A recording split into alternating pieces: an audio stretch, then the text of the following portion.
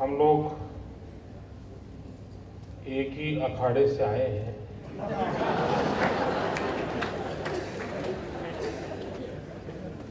और इसलिए हम सबको अपनी भाषा का पता है, भावनाओं का पता है, रास्ता भी मालूम है, लक्ष्य का भी पता है। और इसलिए कौन किसको क्या कहे, कौन किससे क्या सुने,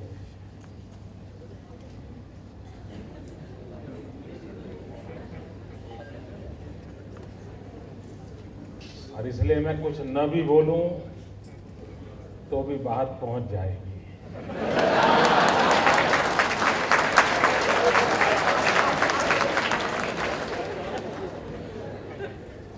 मैं यहाँ आने से पहले अनुमान लगा सकता हूं कि सुबह से अब तक आपने क्या किया होगा।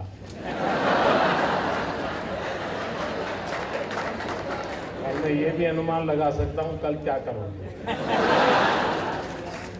मैं ये भी अंदाज कर सकता हूं अगले अधिवेशन का आपका एजेंडा क्या होगा, क्योंकि हम सब लोग एक ही अखाड़े हैं।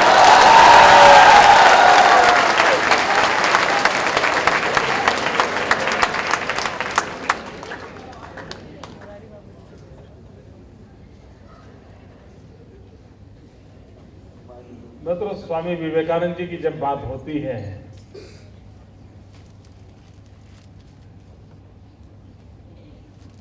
तो एक बात उभर करके आती है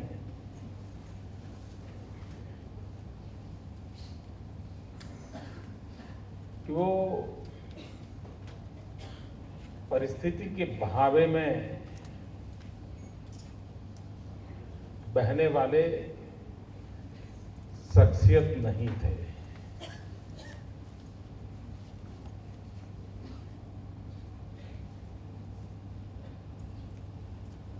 जिन लोगों ने स्वामी विवेकानंद जी को पढ़ा होगा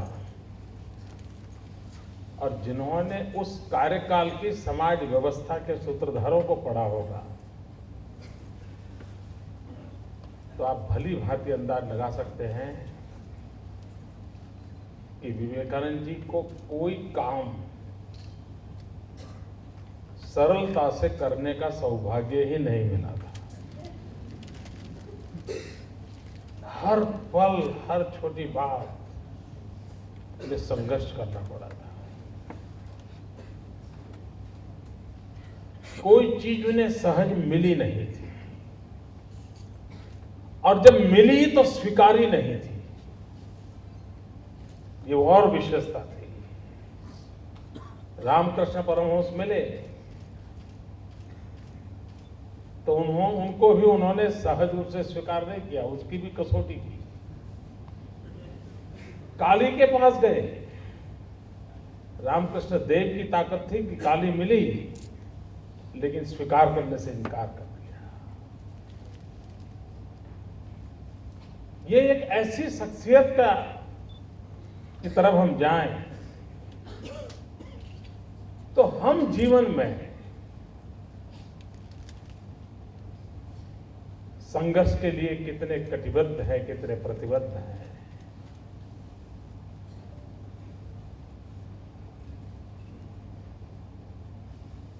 थोड़ा सा भी हवा का रुख बदल जाए तो कहीं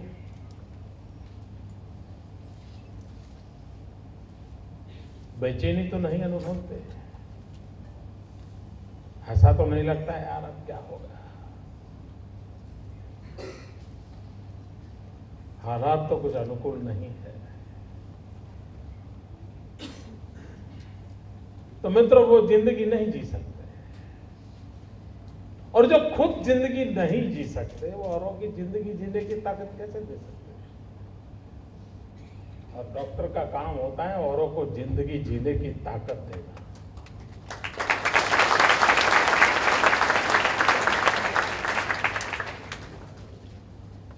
कोई डॉक्टर नहीं चाहेगा कि उसका पेशेंट हमेशा उस पर निर्भर रहे। डॉक्टर और वकील में यही तो फर्क होता है।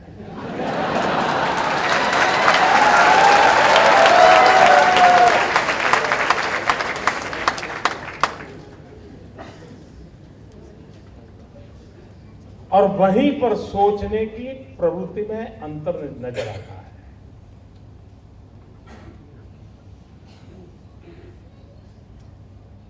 और अगर हमने उसको आत्मसात किया,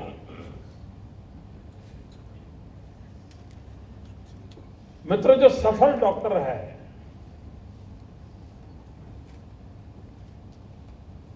उसका बंगला कितना बड़ा है, घर के आगे गाड़ियां कितनी खड़ी है, बैंक बैलेंस कैसा है, उसके आधार पर कभी भी किसी डॉक्टर की सफलता का निर्धारण नहीं हुआ है।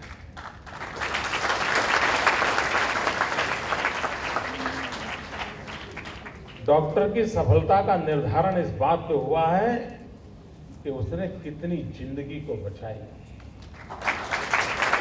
कितनों को नया जीवन दिया।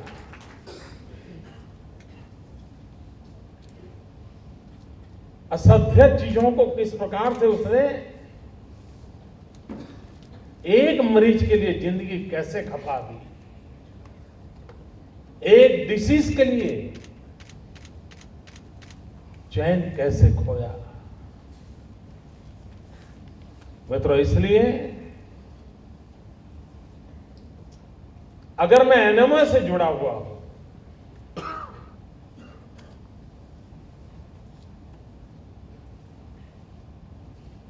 राष्ट्रीय भावना से भरा हुआ हूं,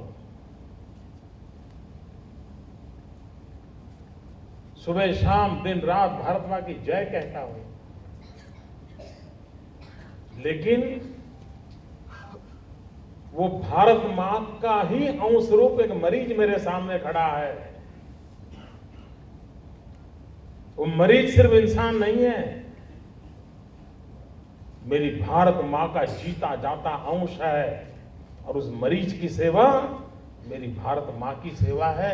ये भाव जब तक भीतर प्रकटता नहीं है, तब तक एनेमो की भावना मेरी रगों में प्रवेश नहीं किया है।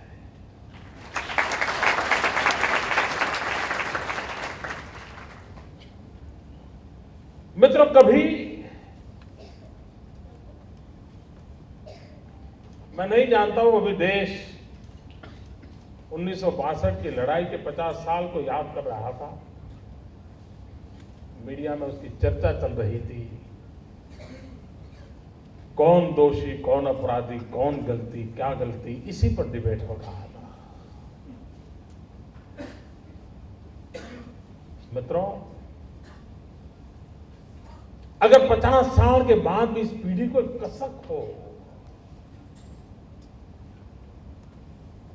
एक दर्द हो, एक पीड़ा हो कि कभी उस लड़ाई में हम हारे थे, मेरी मातृभूमि को हमने गंवाया था, अगर वो दर्द हो, पीड़ा हो, तो उसमें विजय को प्राप्त करने के बीज भी मौजूद होते हैं। मित्रों, कभी हम सोचें, जिस स्वामी विवेकानंद जी की हम बात करते रहते हैं, जो सदा सर्वदा हमें प्रेरणा देते रहते हैं, लेकिन क्या कभी हमने सोचा कि जब आज 150 साल मना रहे हैं और 125 साल की उम्र में, 125 साल पहले 25 साल की आयु में जिस नौजवान सन्यासी ने एक सपना देखा था कि मैं मेरी अपनी आंखों के सामने देख रहा हूं, मेरी भारत माता जगत गुरु के स्थान पर विराजमान होगी, मैं उसका भव्य दिव्य रूप खुद जो देख रहा हूं, विवेकानंद जी ने 25 साल की आयु में दुनिया के सामने डंके की चोट पर कहा था। किसके भरोसे कहा था?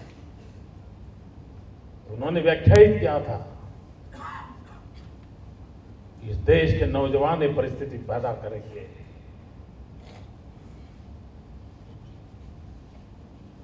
डेढ़ सौ साल मनाते समय क्या दिल में कसक है, दिल में दर्द है, पीड़ा है? ऐसे महापुरुष जिसके प्रति इतनी हमारी भक्ति है, उसके बावजूद भी 25 साल की आयु में जिस शब्दों को उन्होंने कहा था, 125 साल उस शब्दों को बीत गए, वो सपना पूरा नहीं हुआ। क्या पीड़ा है, क्या दर्द है? पीढ़ियां पूरी हो गई, हम भी आए हैं, चले जाएंगे, क्या वो सपना अधूरा रहेगा? अगर वो सपना अधूरा रहना ही है तो 150 साल मनाने से शायद एक कर्मकांड हो जाएगा। और इसलिए मैं चाहता हूं ये 150 साल जब मना रहे तब हम कुछ ले पा सके या न पा सके, कुछ परिस्थितियां पलट सके या न पलट सके, लेकिन कम से कम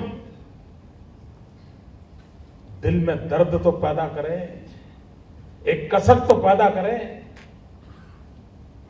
कि हमने समय गंवा दिया।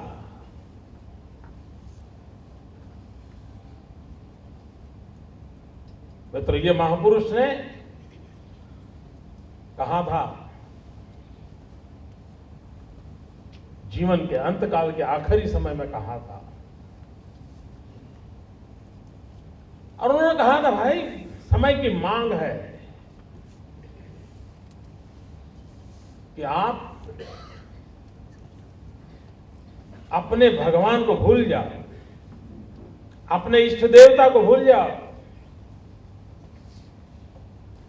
डुबो दो अपने परमात्मा को, अपने ईश्वर को डुबो दो, एकमात्र भारत माता की पूजा करो, एक ही इष्ट देवता हो, और 50 साल के लिए करो। और ठीक 50 साल के बाद विवेकानंद जी का 50 साल का ये कहना, सभी इष्ट देवताओं को भूल करके भारत माता को याद करने के लिए कहना, और ठीक 50 साल के बाद 1947 यह देश आजाद हुआ था।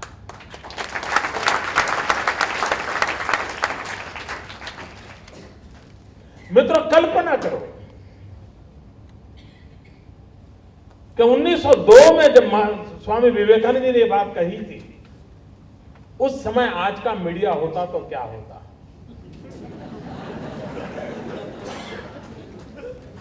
आज के विवेचक होते तो क्या होता? आज के आलोचक होते तो क्या होता? चर्चा यही होती, ये कैसे व्यक्ति हैं, एजेंडा बदल दिया,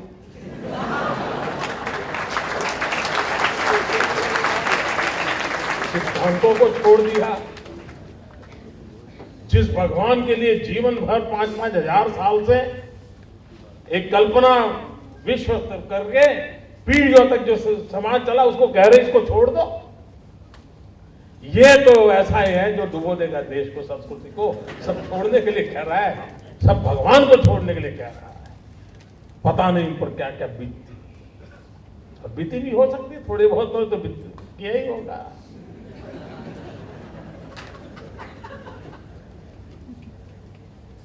क्या मित्र, हम जिस परिवार से आ रहे हैं, हम जिस परंपरा से आ रहे हैं, हम इसमें से कुछ सबक सीखने के लिए तैयार है? अगर सबक सीखने की ताकत होगी तो रास्ते अपने आप मिल जाएगी, मंजिल भी मिल जाएगी दोस्तों। इसके लिए बहुत बड़ा साहस लगता है, बहुत बड़ा साहस लगता है। अपनी बने बनाई दुनिया को छोड़ करके निकलना एक बहुत बड़ी ताकत रखती है, और अगर वो ताकत खो दें तो हम शरीर से जिंदा हो गए, लेकिन प्राण शक्ति का अभाव होगा दोस्तों। इसलिए विवेकानंद जी को याद करते हैं तब उस सामर्थ्य के आविष्कार की आवश्यकता होती है, उस सामर्थ्य को लेकर के जीना, सपनों को देखना, सपनों को साकार करना, वो सामर्थ्यता की आवश्यकता होती है।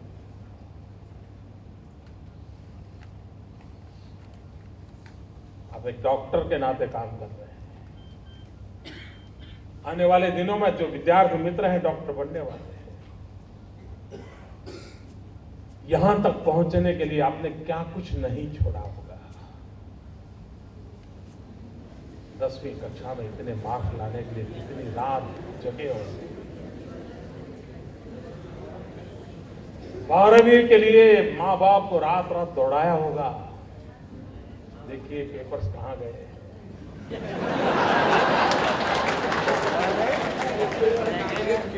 देखिए रिजल्ट क्या आ रहा है।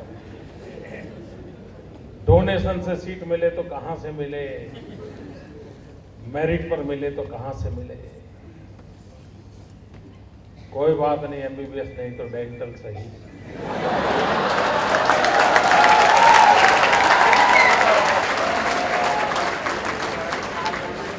अरे वो भी नहीं मिले तो कुछ नहीं, फिजियोथेरेपी से।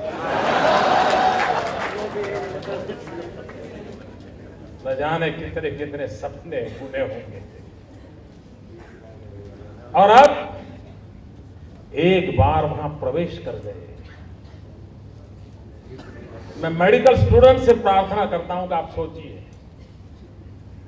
कि 12th के एग्जाम तक की आपकी मनस्थिति,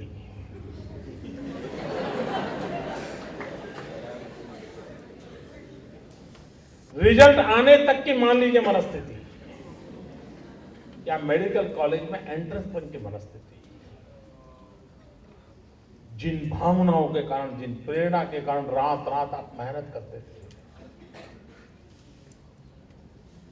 क्या मेडिकल में प्रवेश पाने के बाद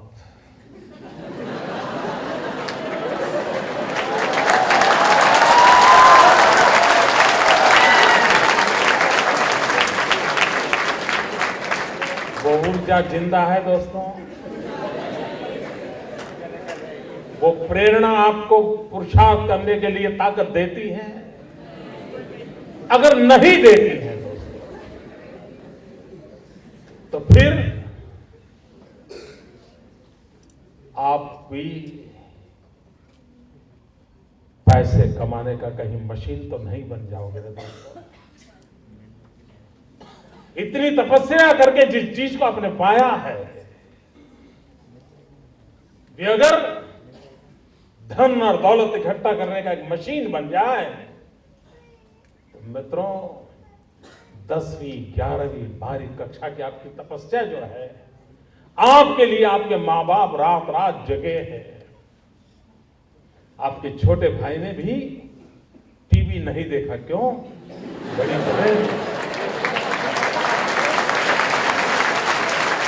बड़ी बहन की 12वीं के एग्जाम। आपकी मां, उसके सगे भाई की शादी है, मां शादी में नहीं गई, क्यों? बेटी की 12वीं के एग्जाम है। मित्रों कितना तप किया है।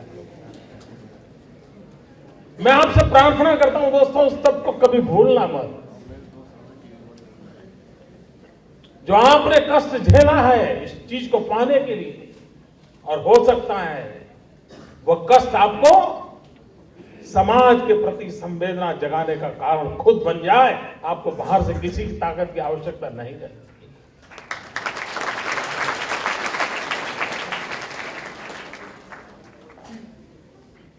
मित्र, एक ऑर्थोपेडिक डॉक्टर के पास एक मरीज आता है। उस ऑर्थोपेडिक डॉक्टर को तय कर रहा होगा कि जब मरीज उसके पास आता है तो उसे इंसान नजर आता है या हड्डियां नजर आती हैं।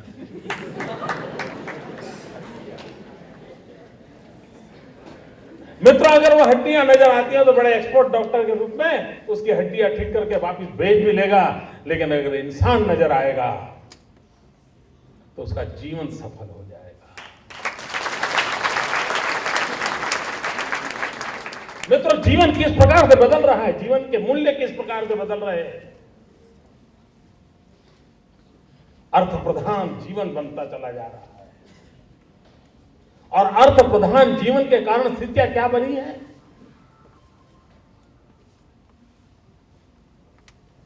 डॉक्टर ने गलत इंजेक्शन दे दिया,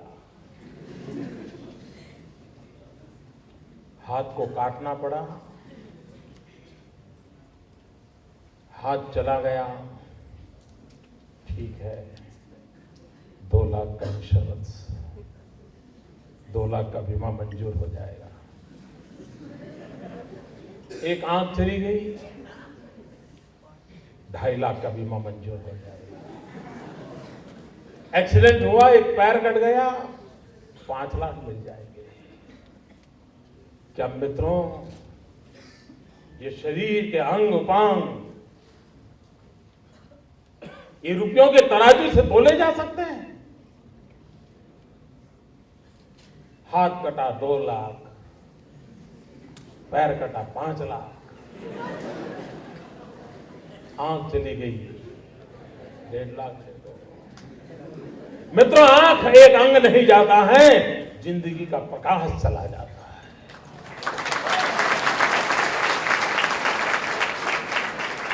पैर कटने से शरीर का एक अंग नहीं जाता है, पैर कटता है, जिंदगी की गति रुक जाती है। क्या जीवन को उस तरफ देखने का प्रयास किया है हमने? और इसलिए मित्रों,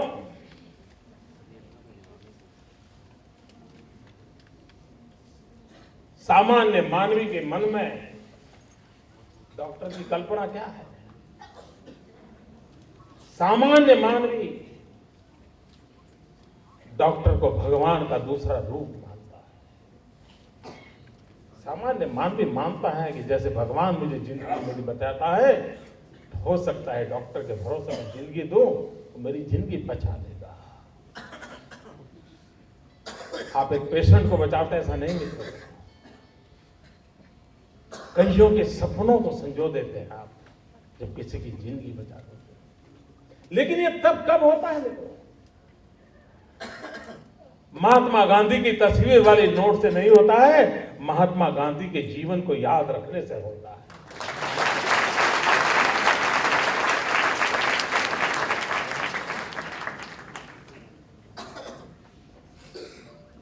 और ये भाव जगाने का काम एनएमओ के द्वारा होगा।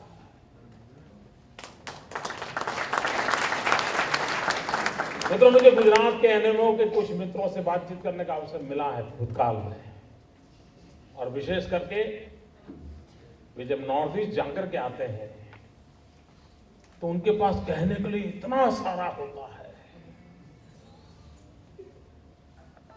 जैसे कंप्यूटर के अंदर किसी स्विच पर आप क्लिक करो और तो सारी दुनिया उतर आती है, वैसे उनको पूछो नॉर्थ ईस्ट कैसा रहा था, फिर समझ लीजिए आपको 2-3 घंटे आराम से बीत जाए।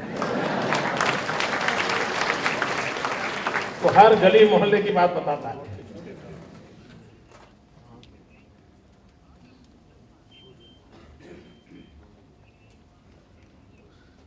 मित्र, एक अच्छा प्रकल्प नॉर्थ ईस्ट के मित्रों को हमसे कितना लाभ होता होगा उसका मुझे अंदाज नहीं है, लेकिन उनके कारण जाने वाले को लाभ होता होगा, ये मेरा पूरा भरोसा है।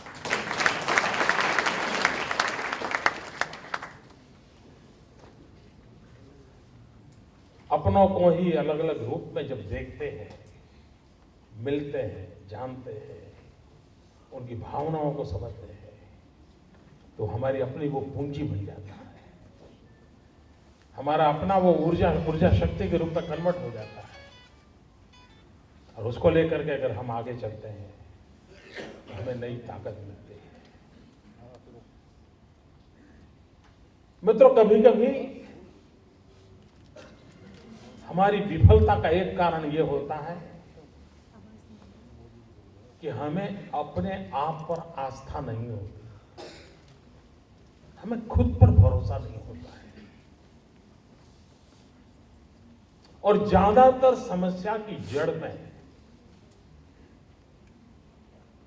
ये प्रमुख कारण होता है, अगर आपको अपनी ही बात पर आस्था नहीं होगी और आप दुनिया को चाहोगे कि दुनिया इसको माने, ये संभव नहीं है। होम्योपैथी डॉक्टर बन गया क्योंकि वहां एडमिशन नहीं मिला था। लेकिन चूंकि डॉक्टर का लेवल लगा है तो होम्योपैथी नहीं, अब तो मैं जनरल प्रैक्टिस करूंगा और एलोपैथी का भी उपयोग करूंगा। अगर मेरे स्ट्रीम पर आस्था नहीं है तो मैं कैसे चाहूंगा कि और पेशेंट भी होम्योपैथी के लिए आए। मैं आयुर्वेद का डॉक्टर बन गया, पता था कि इसमें तो हमारा नंबर लगने वाला नहीं, तो पहले से ही संस्कृत लेके रखी थी।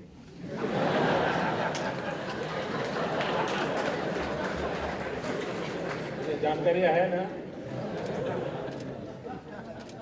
मैं सही बोल रहा हूं ना? आप ही की बात बता रहा हूं ना? नहीं, आपकी नहीं, जो बाहर है इनकी है।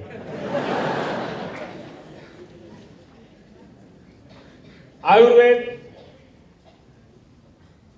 डॉक्टर का बोर्ड लगा दिया, फिर इंजेक्शन शुरू। हमारी अपनी चीजों पर हमारी आस्था अगर नहीं है तो हम जीवन में कभी सफल नहीं हो सकते।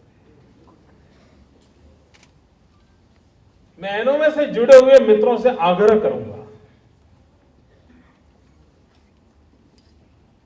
कि जिस रास्ते को हमने जीवन में पाया है, जहां हम पहुंचे हैं, उसकी प्रतिष्ठा बढ़ाना ये भी हमारा काम है। मित्रों, ये तो अच्छा हुआ है कि पूरे दुनिया में होलिस्टिक हेल्थ केयर का एक माहौल बना हुआ है। साइड इफेक्ट ना हो इसकी एक कॉन्शियसनेस आई है और उसके कारण लोग ट्रेडिशनल पर जाना शुरू किया है और उसका बेनिफिट भी मिला है सबको। लेकिन व्यवसायिक सफलता एक बात है, श्रद्धा दूसरी चीज है। और कभी कभी मित्रों, डॉक्टर को भी तो श्रद्धा चाहिए, पेशेंट को भी श्रद्धा चाहिए। मैं जब संघ के प्रचारक के नाते शाखा का काम देखता था तो बड़ौदा जिले में मेरा दौरा चल रहा था। वहाँ चलामनी करके एक स्थान है छोटा सा, तो वहाँ एक डॉक्टर परिवार था जो संघ से संबंध था, तो हम लोग जाते थे तो उन्हीं के यहाँ रहते थे और सभी ट्राइबल पेशेंट आते थे। सबसे पहले वो इंजेक्शन की मांग करते थे और उनकी ये सोच थी कि इस डॉक्टर के इंजेक्शन नहीं देता है तो डॉक्टर निकम्मा है, उसको आता नहीं। ये उनकी सोच थी। और इन लोगों को भी, यानी उसको इंजेक्शन की जरूरत हो न हो, कुछ भी हो, लेकिन इंजेक्शन देना ही पड़ेगा। कभी कभी पेशेंट की मांग को भी उनको, मेरा कहने का मतलब यह था मित्रों कि हमें इन चीजों पर एक श्रद्धा होना बहुत जरूरी है। एक पुरानी घटना हमने सुनी थी। पुराने जमाने में जो वैदराज होते थे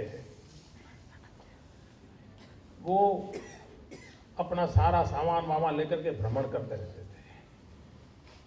और उनको अगर पता होता था कि इस इलाके में इतनी बड़ी जड़ी बूटियों का क्षेत्र है तो उसी गांव में जाकर रहना, 6 महीने 8 महीने साल भर जड़ी बूटियों का अभ्यास करना, दवाइयाँ बनाना, प्रयोग करना, उसमें से ट्रेडिशन डेवलप करना, फिर दूसरे इलाके में जाना, वहाँ करना। ये सब पुराने जमाने में वैदराज की जिंदगी ऐसी हुआ करती थी।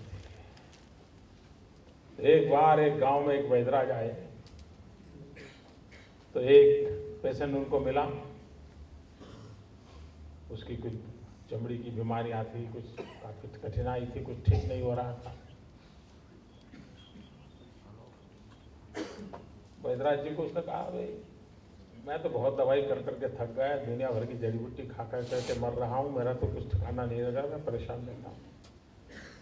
तो वैदराज जी ने कहा, अच्छा भाई कल आना। हफ्ते भर रोज आए, बुलाए, कोई दवाई नहीं देते थे, बात करते रहते थे। आके उसने कहा, महाराज वैदराज जी आप मुझे बुलाते हो लेकिन मुझे कुछ दवाई वगैरह तो करो। बोले भाई दवाई तो है मेरे पास, लेकिन उसके लिए परहेज की बड़ी आवश्यकता है। तुम करो। अरे बोले मैं इतना जिंदगी में परेशान हो चुका हूं, जो भी परहेज है मैं स्वीकार कर लूंगा। तो बोले चलो मैं शुरू करता हूँ दवाई। उन्होंने उसको दवाई शुरू की और परहेज में क्या था कि रोज खिचड़ी और कैस्टर ऑयल यही खाना, खिचड़ी और कैस्टर ऑयल मिला करके खाना द्विवेदी। अब आप कल्पना सुन करके भी कैसा लग रहा है। तो ऐसे उसने कहा ठीक है। अब वो 1-2 महीना उसकी दवाई चली, उतने में वो बैजराज जी को लगा कि अब किसी दूसरे इलाके में जाना चाहिए, तो वो चल पड़े और इसको बता दिया ये जड़ी बूटियां हैं, ऐसे ऐसे दवाई बनाना और ऐसे तुमको करना। 20 साल के बाद ये बैजराज जी घूमते घामते उस गांव में वापिस आए तो ये जो पुराना मरीज था उसको लगा हाँ यही बैजराज है जो पहले आए थे। तो उसने जाकर के उनको साष्टांग प्रणाम किया। साष्टांग प्रणाम किया तो बैजराज जी ने कहा यार ये कौन सा भक्त मिल गया मुझे साष्टांग प्रणाम कर रहा है यार। तो बोले भाई क्या बात है इतना सारा। नहीं आपने मुझे पहचाना है। बोले नहीं भाई नहीं पहचाना। अरे आप 20 साल पहले इस गांव में आए थे और आपने एक मरीज को ऐसी ऐसी दवाई दी थी। बोले मैं वही हूं और मेरा सारा रोग चला गया और मैं ठीक ठाक हूं। तो बैजराज जी ने पूछा अच्छा भाई वो परहेज तुम्हें कहे? अरे साहब छोड़ो परहेज, आज भी वही खाता हूं।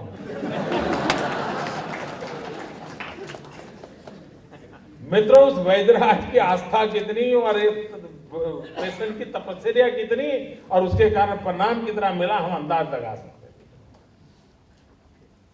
और इसलिए हम जिस क्षेत्र में हैं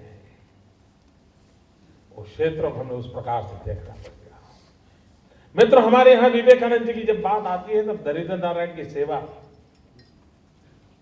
ये सहज बात निकल करके आती है। आज हम विवेकानंद जी के 150 वर्ष बना रहे हैं, तब हम विवेकानंद जी की उसी भावना को अपने शब्दों में पकड़ करके आगे बढ़ सकते हैं क्या?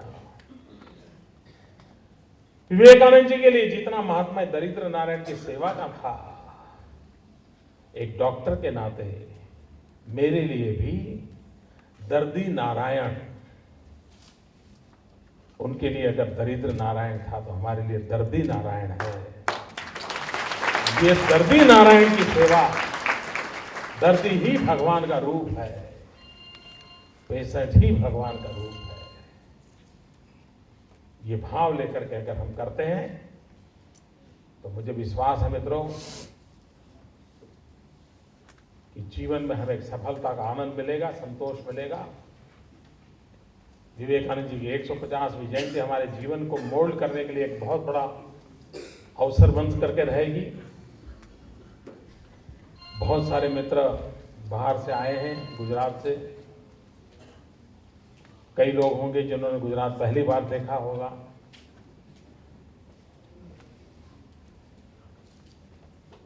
और अब आपको जब भी अमिताभ जी बच्चन मिल जाए तो जरूर कहना कि हमने भी कुछ दिन गुजारे थे गुजरात में।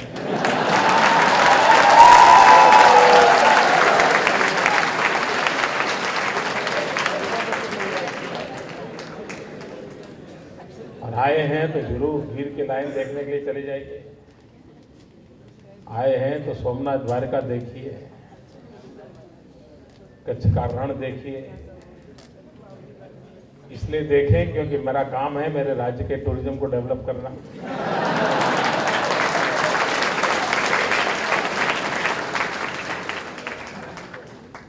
और हम गुजरातियों के ब्लड में बिजनेस होता है। तो मैं आया हूं तो बिजनेस किए बिना जा नहीं सकता हूं। और मेरा इन दिनों का बिजनेस यही है कि आप मेरे गुजरात में टूरिज्म का मजा लीजिए, आप गुजरात को देखिए, सिर्फ इस कमरे में मत बैठे रहिए। अधिवेशन के बाद जाइए।